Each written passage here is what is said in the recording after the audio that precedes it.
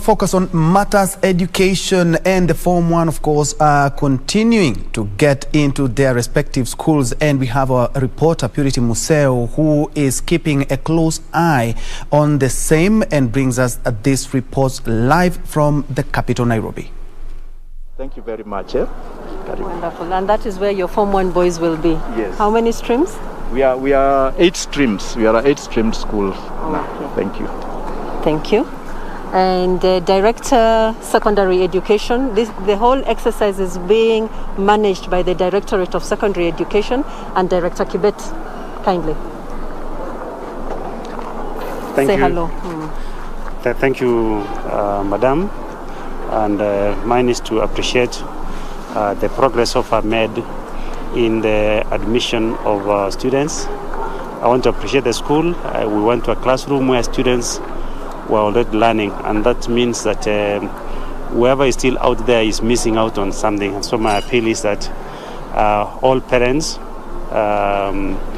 or guardians, please send your children back to school, because they're missing out on something.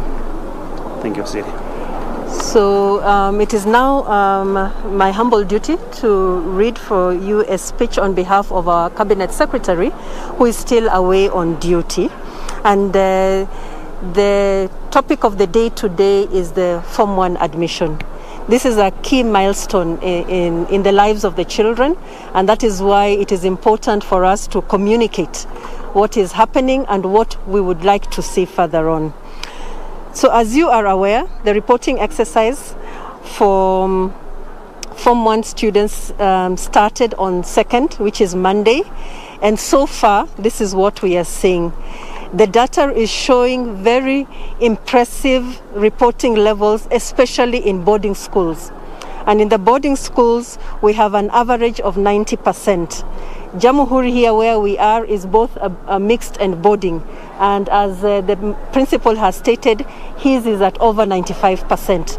So this is a confirmation that in boarding schools, we have been doing very well. And by the end of yesterday, it was at 90%. I think by the end of today, we will probably be at 100%. Unfortunately, there is a very, very sluggish reporting, especially in day secondary schools. And we imagine that perhaps parents are still hoping for boarding schools. I think many feel that the schools of repute are just boarding schools, but we also know of very many day schools that are doing very well. So we would like to encourage parents and guardians to support the students to take up their places in the various schools that they have been called to. The reporting trends show that Kirinyaga County is at 85% in Kirinyaga County. But in some of the other counties, and I'd like to call out on Lamu County, it is very low. The other low county is Tana River County is also very low, and so it is Lamu County, Tana River, and Turkana counties. Those 3 counties are very low, and it is perhaps even as low as I think 40%. So we are specifically calling on the leadership in those counties to ensure that they support their children to access their right to secondary education. We are hoping to compute all the national data as we are getting it. As you all know, all the children coming in, the information is being taken through the system. And we are now in the Internet of Things. So all that is going on, and that is why I am able to share this particular data with you. The main challenge so far that we have been seeing has been in the whole process where a request for reversal. As you all know, placement was done nationally, and there were some parents and guardians who may have felt for whatever reason the schools the children had selected or were sent to were not happy, and so they put in requests for transfers. And often these were executed. Sometimes parents, again, because we are moving to the Internet of Things, may not have known where to get the transfer requests, and so were checking in the wrong place in the admission portal instead of checking on the transfers, and so there was lack of that communication that has happened. Other times there was change of heart.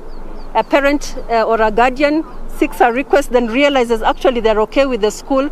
Other times a parent will ask for a transfer, but the child wants to go to the school. So because of all this, there have been those issues of discomfort. However, we would like to assure you that the ministry has listened and treated each case on the merit. And so there have been very many cases in which we have resolved amicably. They have been resolved amicably, and the children have been placed in, or the students have been placed in the places that they wanted to go to. Further on, the ministry is also glad to note that there are very many Kenyans of goodwill who have come out to ensure and support needy children and ensure that they are admitted to the schools. We note with appreciation that also schools and principals have received and admitted students even without fees or personal effects. And I, for example, when I was in Starehe Girls, I did meet a parent who was bringing their daughter, but when they saw this other daughter, whose mother had come only with transport to bring her to Starehe, but none to go back, had brought the child without any personal effects, this parent decided to take this child and paid everything for this particular child. So these are the citizens of goodwill we are talking about. You also know of the head teacher, the principal of St. Joseph's, for example, who took in this young boy who had walked 30 kilometers to the school. This is a principal, a professional. So there are many such instances of individuals who are reaching out and supporting our children, and we appreciate that. We recognize it, and we want these acts of philanthropy to continue, because this is the partnership that the Ministry of Education values. The ministry has disbursed the first quarter capitation to public schools of 14.8 billion for free day secondary education and 2.6 billion for free primary education. The ministry had on 16th June 2021 also issued revised fees guidelines to schools, and all schools are therefore required to adjust and display the new fee structures on notice boards. Any extra fees that have been paid should be reflected as advance payments for the following term.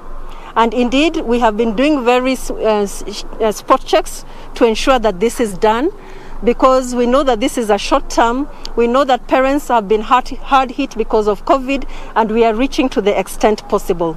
So these revised fees are there to be respected, and schools are expected to do as we have stated. Ensure the information is communicated, and if fees have been paid, this will be advance payment for the next term. Finally, we urge all the stakeholders to ensure that the learners report to school so that we can ensure we meet the 100% transition policy. We have already called out on the counties that are doing well, and the counties that are not, we are asking everybody, from the parents, the guardians, and the various arms of government, to support, to ensure that these children come to school and partake of their right to education. So thank you very much for listening to me and to the update on the Form 1 admission process. As has been stated by Director Kibet, in many schools they have already reported, and learning has started. This is a short term, so we want all the other people to ensure that they come so that learning continues in an undisrupted manner. Many thanks. Asante.